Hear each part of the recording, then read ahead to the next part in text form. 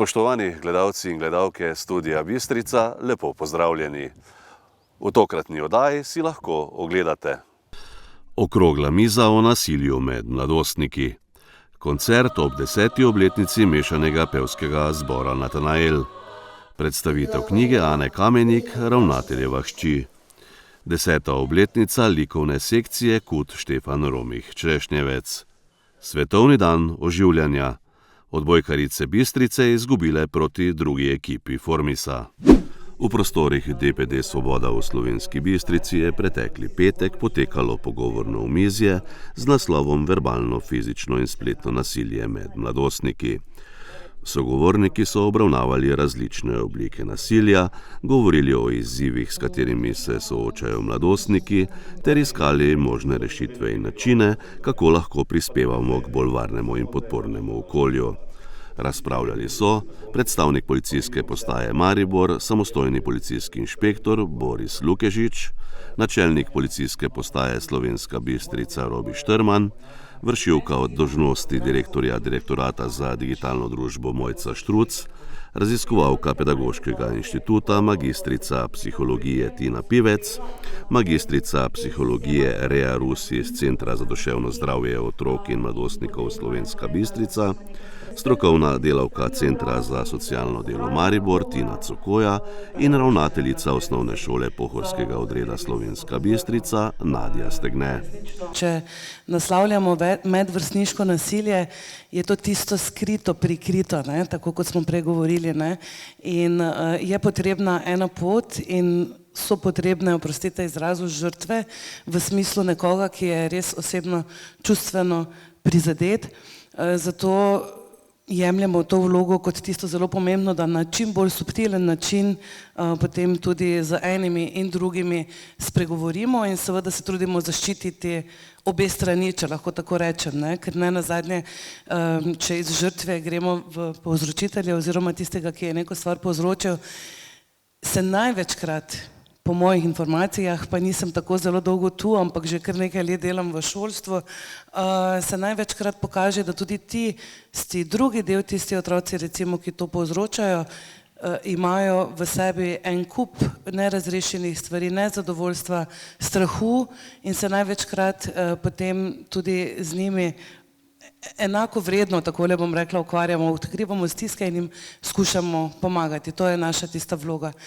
Zdaj pa bom res šla tja, ko sem prej rekla, da bi se navezala, gospa je omenila razredne ure. Jaz bi tule mogoče bila kritična do obsega oziroma deleža, ki ga pač v sami sistemizaciji po predmetniku seveda ministrstvo določa šolam, kajti zdaj, če izzamemo 1. in 9. razred, kjer je namenjena 1 ura, za razredno uro v praksi govorim, je to od 2. do 8. razreda, tedensko pol ure, absolutno premalo za razrednika, tistega, ki je na voljo v prvi vrsti učencem v razredu, ne samo za pogovore, pa še za vse tiste druge formalne reči, ki jih mora kot razrednik opraviti, saj veste, so opravičila, skratka v praksi je to en velik kup in ena kar velika obveznost. In mi smo ta pojav oziroma to področje spremljali, se z učitelji veliko pogovarjali, se v bistvu v predlanskem šolskem letu nekako smo se kot vodstvo šole odločili, da se opolnomočimo tudi učitelji na področju izvajanja razrednih ur in vpeljave različnih vsebin, pač lahko govorim za našo šolo in smo nekako, kljub temu, da smo velika šola, s podružnično šolo letos štejemo čez 900 učencev, smo nekako v sami pripravi dela organizirali in načrtovali od lanskega šolskega leta delo tako, da smo urniško prav umestili določeno uro in določen dan, govorim za učence 6. do 9. razreda, pri razrednem pouku seveda lahko učiteljice to malce prilagodijo, tako da smo to idejo predstavili tudi staršem, tudi učiteljem, začeli z izvajanjem, kot sem rekla, nudili izobraževanja našim učiteljem na to temo in pa tudi nekako spodbudili našo šolsko svetovalno službo na način, da tudi v lanskem šolskem letu smo redno pripravljali za vsak teden ene vsebine, ene pogovore, ena taka izhodišča. Moram reči, da se je izkazalo za zelo dober korak v smislu tega, da so učenci res da postajajo, seveda vedno govorimo o procesu, tukaj ni rešitve enoznačne, ampak menimo, da gremo v pravo smer in da je bila prava odločitev in je tudi en tak prvi odziv, letošnjem letu to upeljujemo drugo leto in je odziv, tako lahko rečem, tako učiteljev kot učencev in tudi staršev dober. Omizje je organizirala Alenka Narobe.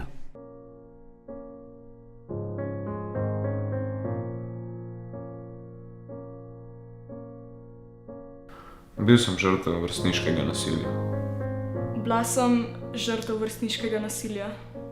Bila sem nasilna do drugih punc. Povzročal sem nasilje do drugih. Sama sem doživela vrstniško nasilje in ga tudi povzročala. Eni so meni težili, jaz pa drugim. Videl sem, kaj delajo drugim. Nič nisem naredila. Ko se je nasilje dogajalo drugim. Ful mi je bilo bed. Čist nemočnega sem se počutil. Počutila sem se izločeno. Kot da nikamor ne spadam. Čist sem se bil. Strah me je bilo. Nerodno mi je bilo, prav sram me je bilo. To je ponižujoča izkušnja. Nikomur ne privoščim tega. Tudi jezna sem bila. Kot smet se počutiš. In misliš, da ni rešitve. Kot da ne bo tega nikoli konc. A bo sploh kdaj drugač? Sploh nisem hotel več od doma. Sam, ki sem pa drugim težila. Sem se počutil močno. Močno. Ful močno. Všeč mi je bilo, ko mi noben ni upal nič reči. Unim, ki povzročajo nasilje, Je všeč tišina. sede jim, da noben nič ne naredi. Prav jim pride, da eni sam gledajo. Pa nič ne naredijo. In pol zgleda, da tem delom noben nič ne more. Da so v resnici močni. Ampak niso. Niso. Sam nisem niti približno močni. V resnici jih je strah. Nič niso močni. Prestrašeni so, ker nikoli ne vejo, kdaj jih bo nekdo ustavil. So očjo. Kdaj bomo mi njih izločali? Ko se takmu človeku upreš, Bo nehu. Neha. dojame, da je njegov čas potekel. Takole. Takole. Takole. Kdo ima torej moč? Kdo ima moč? Kdo lahko ustavi nasilje? Če ga že on, ki ga povzroča, noče nehat povzročati. Ti. Ti! Ti imaš moč. Pa tudi jaz. Da ustavimo nasilje. Podpremo žrtev. Rečemo, dost je. Ne dovolimo več. Halo? Vsak lahko nekaj naredi. Tudi jaz. Pa ti. Tišina pomaga povzročitelju. Povzročiteljci. Zaradi tišine se nasilje lahko nadaljuje. Itak da je težko. Lahko te je strah. Izpostav se. To ni easy. Mogoče nočeš špecat. Mogoče nočeš, da se obrne proti tebi. Nočeš nobenmu škodati. Nočeš, da mu ali pa je bed. Sam to ni tvoja odgovornost. V resnici boš pomagal tudi tistmu, Ki povzroča nasilje. da neha škoditi drugim. Da postane boljša oseba. Da se ga nehajo ljudje bati. To naredijo pravi prijatelji. V prihodnosti bo mogoče žrtev vrstniškega nasilja. Mogoče bo težil tudi meni. Mogoče bo imel še kakšno slabo izkušnjo. Jaz pa ne bom, Ne bom. nikoli ne bom povzročala nasilja. Ne bom nasilen. Ne bom težila, Izsiljeval.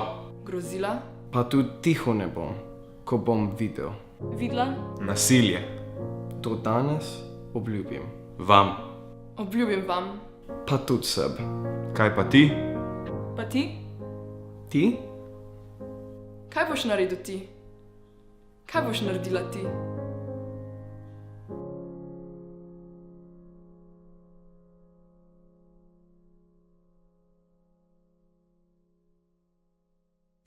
V cerkvi svetega Jerneja v Slovenski Bistrici je preteklo soboto potekal koncert ob 10. obletnici mešanega pevskega zbora Natanael. Nastopil je tudi godalni kvartet Alegrija. Mešani pevski zbor Natanael deluje pod okriljem kulturnega društva Slomšek Slovenska Bistrica. Pevke in pevce druži predvsem iskreno veselje do kvalitetnega petja, kar prikazujejo na župnijski, občinski, državni in tudi mednarodni ravni.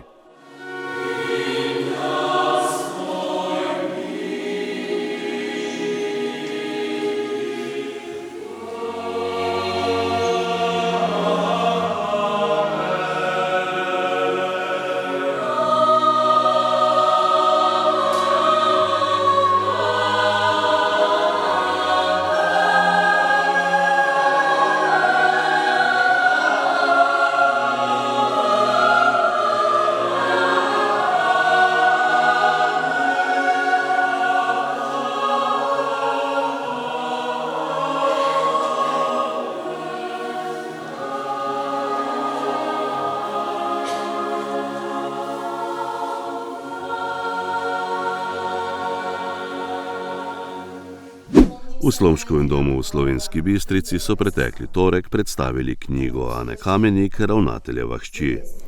Novembra 2014 je Slovenijo pretresel spolni škandal na eni izmed mariborskih šol. Zgodba je dobila tragičen epilog, saj je ravnatelj storil samomor. Avtorica iz Slovenske Bistrice se v osebno izpovedni zgodbi sooča s težkimi posledicami spletnega in psihičnega nasilja. Nekje sredi letošnje zime sem začutila, da sem njegovo zgodbo predelala do te mere, da lahko tragedijo spremenim v nekaj velikega. Nekaj, kar upam, bo pustilo sled in se dotaknilo ljudi. Ravnateljeva hči je njegova zgodba skozi moje oči. Je opomin za vse tiste, ki se vedno znova počutijo poklicane soditi. Je moč za vse tiste, ki bodo izgubili vero v ljudi. Je zahvala vsem tistim, ki so novembra 2014 v prvi vrsti ostali ljudje. In je spomin na nekoga, ki ga je ubila zloba ljudi. Ko se ozrem po dvorani, vidim mnogo ljudi, ki v meni prebudijo hvaležnost in zavedanje, da me brez njih danes ne bi bilo tukaj, kjer sem. Ob pogledu na njih se mi odvrti film tistega novembra. Veliko ljudi mi je takrat reklo, da je samo čas tisti, ki zaceli rane. In še kako prav so imeli. Čas mi je dal moč, da lahko danes stojim pred vami in v rokah držim svojo knjigo. Ponosna sem nase in morda se prvič zavedam, da moja pot ni bila lahka in bi lahko imela veliko drugačnih zaključkov. Zdi se mi, da sem izbrala najboljšega. Moja zgodba vas lahko veliko nauči in moja knjiga vam lahko veliko da. Vam pa še preden knjigo predstavim podrobneje, polagam na srce. Ne storite drugemu nekaj, kar ne želite, da bi drugi storili vam. In kaj Ana Kamenik sporoča novinarjem, ki so poročali o takratnem dogodku? Da nisem jezna, da ne čutim nič, ampak da verjamem, da tudi njega preganja to, kar je takrat naredil. Jaz vem, da verjamem, ne upam, da nikomur ni bil takrat cilj, da on umre, da se zgodba konča tako, kot se je. Vsi so verjetno to jemali kot neko zajebancijo. Vsi so videli nekaj posmehljivega, nekaj zabavnega. Noben se ni vprašal, kako trpi. Sej mogoče tujemu človeku, video, se ne smeješ, ampak enostavno, kaj si hotel doseči s svojim poročanjem? Točno to bi ga vprašala. Kaj si imel v glavi, ko si poročal? Kaj je bil tvoj namen? Kaj si hotel? Si hotel, da se mu smejijo, ali si res imel samo tiste všečke v glavi? Točno to. Likovna sekcija KUD Štefan Romih Črešnjevec letos praznuje 10. obletnico delovanja. Obletnico so obeležili pretekli torek s prireditvijo v Domu kulture na Črešnjevcu, na kateri so odprli likovno razstavo članov sekcije in predstavili bilten. Zbrane je nagovoril predsednik KUD Štefan Romih Črešnjevec, Franci Podgrajšek. To je kar lep jubilej, ne? In jaz moram tako povedati iz svojega stališča. Od leta 2017 že sodelujemo kar na skoraj vsakih teh domačih prireditvah, ki moram reči, da sem prav ponosen in je bil veliko čas, da sem lahko sodeloval z našimi likovniki. V vseh teh 7 letih, dobrih 7 letih smo veliko skupnega naredili, skupaj z vašo pomočjo in pa seveda s pomočjo sponzorjev in pa seveda tudi z organizacijo likovnih kolonij z javnim skladom za kulturne dejavnosti. Tako da sem res ponosen na to in želim še naprej takšno sodelovanje. Bi rekel, še bolj pestro, da še ponešete naš kraj oziroma našo kulturno dediščino, ki je veliko tu v okolici, tudi na nek način tudi preko slik po širni Sloveniji. Tako da resnično se vam zahvaljujem za vso vnemo in za vso energijo, ki ste vložili to, ki vam želim samo še vse najboljše. Prireditev, na kateri so podelili tudi priznanja, so popestrili s krajšim kulturnim programom.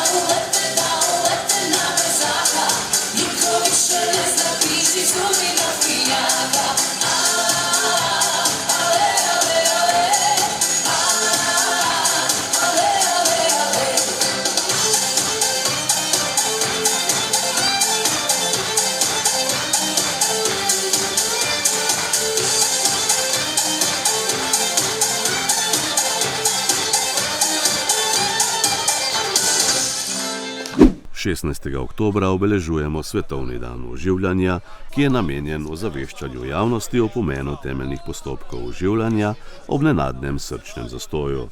V ta namen so reševalci Zdravstvenega doma Slovenska Bistrica na Trgu Svobode v Slovenski Bistrici predstavili pravilne postopke oživljanja z avtomatskim zunanjim defibrilatorjem. 16. oktobra vsako leto obeležujemo Evropski in Svetovni dan oživljanja. Zato smo v našem zavodu danes organizirali delavnice in pač prikaz samih temeljnih postopkov oživljanja za uporabo avtomatskega zunanjega defibrilatorja. Namen je predvsem širši javnosti pokazati pravilno izvedbo teh temeljnih postopkov oživljanja, pravilno uporabo AED-ja, predvsem pa jim dopovedati, da so v sami verigi preživetja res pomemben člen, da z njihovo hitro odzivnostjo lahko rešijo življenje in s tem pomagajo ljudem. Poglejmo torej, kako na pravilen način potekajo temeljni postopki oživljanja.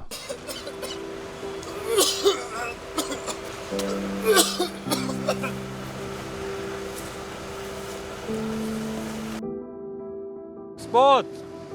Ok, ne odziva se.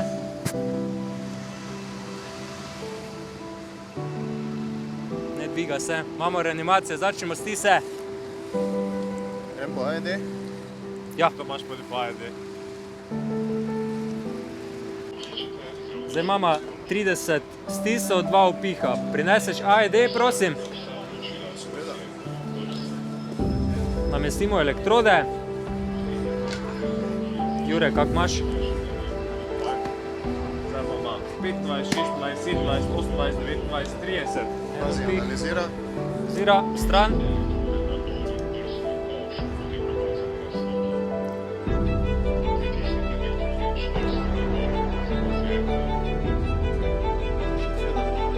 Ok, imamo šukabilni ritem.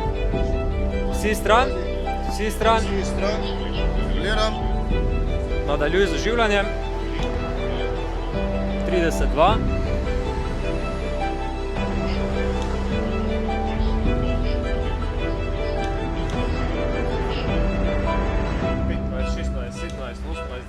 30. Nadaljujemo 30 stisov.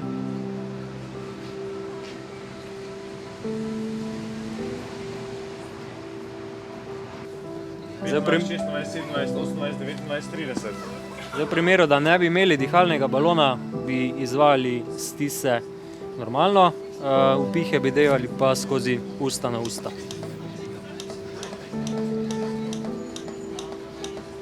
Masiramo pa nekje 100 do 120 na minuto. 17, 18, 19, 30. Mislim, da bo zdaj čas spet analiziral. Ček ritem dela. Imamo šok, stresemo, vsi stran. Vsi stran, tresem. Nadaljujemo.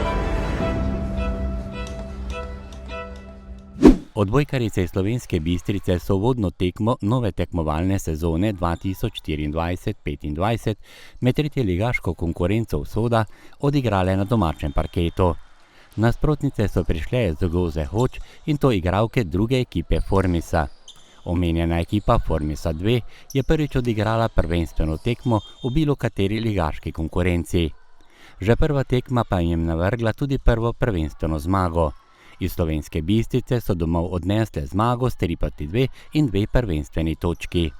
Mi smo zelo zadovoljne, saj je to nekaj novega za nas. Od začetka smo se lovile, ampak bolj smo se uigrale, smo se zbrale in dobile energijo in smo pokazali, kaj znamo. Bistričanke, ki so se po 2 sezonah med drugo ligaško zasedbo vrnile v tretjo ligo Usod, so odlično odprle tekmo. Po 2 nizih so vodile z 2-0. Nato so popustile in doživele grenak poraz pred številnimi ljubitelji odbojke, ki so tokrat bili na tribunah športne dvorane. Kljub porazu pa so na zbirni konto točk zapisale prvo prvenstveno točko.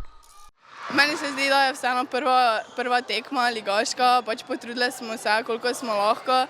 Mogoče smo potem v tretjem setu malo popustile, smo malo podcenjevali nasprotnice, ampak vseeno se zdi, da smo dobro igrale, poskušale smo se pobrati, ampak žal ni šlo. V športni dvorani se je v 5 nizih predstavilo veliko število mladih deklet, ki šele prihajajo na tekmovalni oder odbojkarskega plesa. Domača zasedba je tokrat vodil pomočnik glavnega trenerja Marka Pongračiča Cene Štern. Ta je s svojimi varovankami odlično krmaril v prvih 2 nizih. Prvi niz so dobile s 25-16. V tem nizu je domači zasedbi odskočila Brina Rahle, ki je dosegla točke iz servisa, igrala raznoliko v polju in bila zanesljiva v bloku. Drugi niz so bolje začele igralke Formisa 2, ki so povedle z 2-4 in 3-7. Na 9-9 je za gostiteljice poravnala Veronika Dušej, ki je bila odlična na začetnih udarcih. Pri vodstvu 15-14 je zaradi poškodbe gležnja morala pri domačih iz igre Lara Čavničar. Ekipa Formisa je za točko zaostala in prišla na 23-22. V glavni vlogi Polona Hojnik. To pa je bilo tudi vse. Niz 25-22 in vodstvo za belo-črne z 2-0. Ja, najprej nas je uničilo to, da si je ena igralka zvila gleženj. Sicer smo tisti set potem dobile, ampak potem nam je malo dol padlo, malo smo se sekirali, kak je. Potem sem si še jaz meklecno gleženj. Ne vem, vse nam je šlo narobe, na koncu nismo bile dovolj zbrane, pa moramo definitivno to popraviti, pa se igrati z vsemi igralkami, ne pa samo ta začetna šestica, zato ker tak ne bomo mogle cele sezone igrati, da samo 6 jih igra, oziroma 7. Začetek tretjega niza je že nakazoval zmago domače šesterke. Rajhova je na semafor izpisala številko 7-3. Zaključila je na mreži. Za gostujočo zasedbo je v bloku odgovorila Gala Lah 11-14. Brljakova je dosegla 19. točko za oranžno-modre. Za domače pa Rožanceva izenačuje na 19-19. V zaključku tretjega niza pa so šle stvari na roko gostjam, ki so niz dobile 22-25 in znižale v tekmi na 1-2. Ja, bil je zelo napet, ampak kljub temu, da smo kakšno točko izgubile, smo se lovile, ampak smo se zbrale skupaj in pokazale tisto moč in dale tiste pike, ki so zaslužne za zmago. V četrtem nizu pa je vse šlo po notah varovank trenerke Angeline Ajnihar. Vodile so od začetka do konca niza, ki so ga dobile 17-25 in tako poravnale v srečanju na 2-2.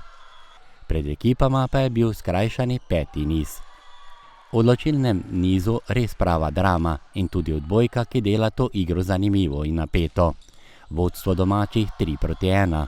Igralke Formisa 2 povedejo 4-7. Vanček in Rahle poravnata na 7-7. Na 12-12 pa je poravnala Eva Rožanc. Nika Žnidar dosega veliko 13. točko za ekipo Formisa, 12-13 je bilo na semaforju. Nato še blok za 12-14 in nato še zaključni servis za zmago igralk iz Rogoze Hoč v nizu s 13-15 in v tekmi 2-3. Mi smo poskusili po najboljših močeh, ampak žal pač ni bilo dovolj, malo je že padla energija, nismo bile več prave, tako da naslednja tekma bo boljša.